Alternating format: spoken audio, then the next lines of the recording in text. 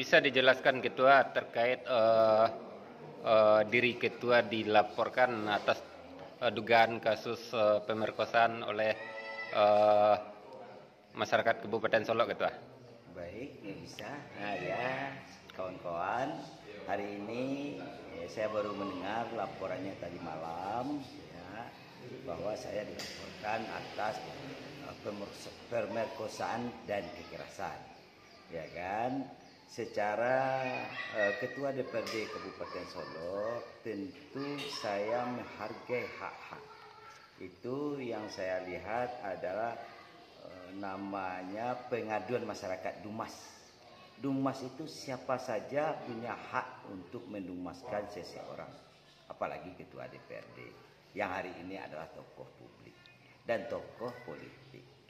Boleh siapa saja, cuman ya kan, sebagai ketua DPRD saya menyayangkan hal itu terjadi. Saya melihat ada TSM di sini, terstruktur, sistematis dan masif. Sistematif ya. Sistematif.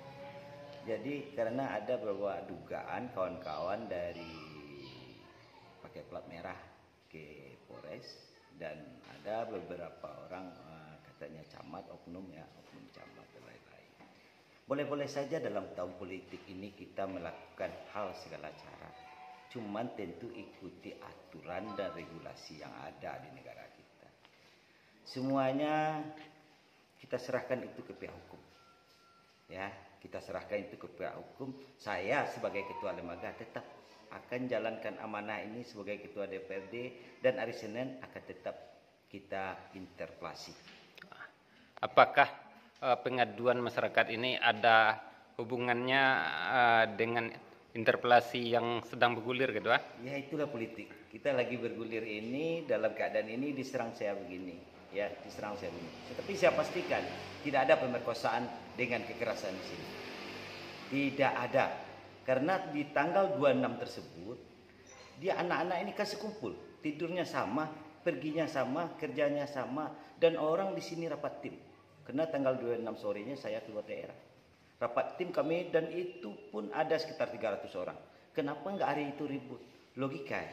Logika kita diperkosa orang tanggal 26. Ya kan? Nah, kenapa enggak tanggal 26, tanggal 27, tanggal 28 kok masih enjoy aja? Nah, enggak mungkin.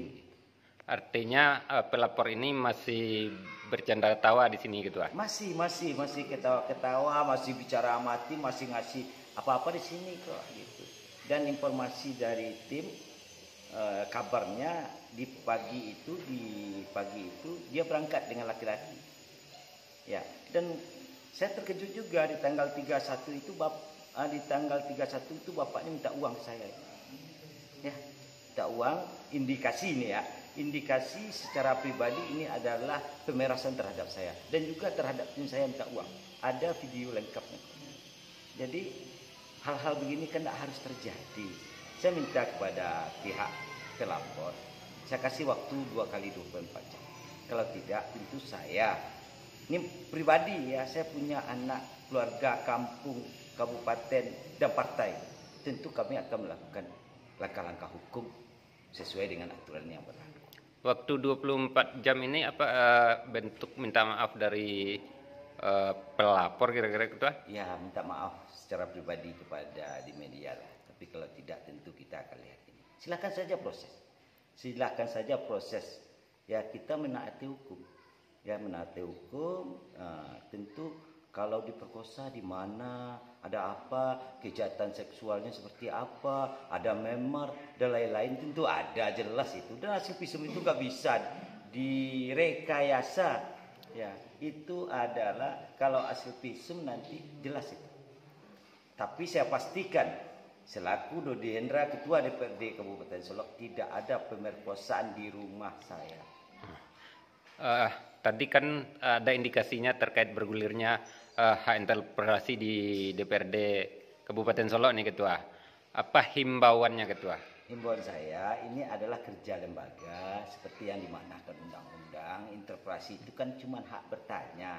kemana ini ada apa, kenapa begini, kenapa mobilisasi ASN begini rupa, kenapa ini Pak Jorong, Pak Wali membagikan punya anak bupati, kan gitu, kenapa partai lain, kenapa bantuan-bantuan lain dari pemerintah provinsi, dari pusat tidak boleh selain keluarganya, kenapa itu terjadi? Kan hal-hal biasa itu, hal-hal saya rasa itu hal-hal kerja kita di DPRD sebagai lembaga pengawas.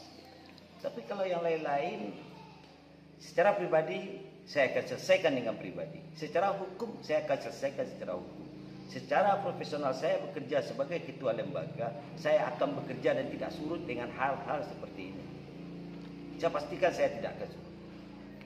Saya pesankan kepada masyarakat Kabupaten Solo tetap tenang dan kondusif.